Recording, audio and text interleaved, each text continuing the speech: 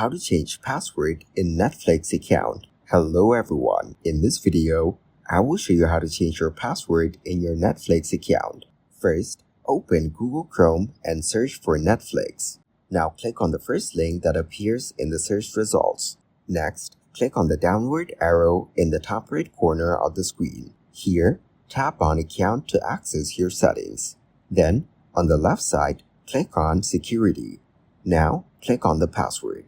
From here, you can change your password by first entering your current password. Then, enter your new password and retype it to confirm. Finally, click on Save to apply the changes. Thank you guys for watching this video. Hope you got some value. Make sure to like the video and subscribe to the channel to get notified of new videos.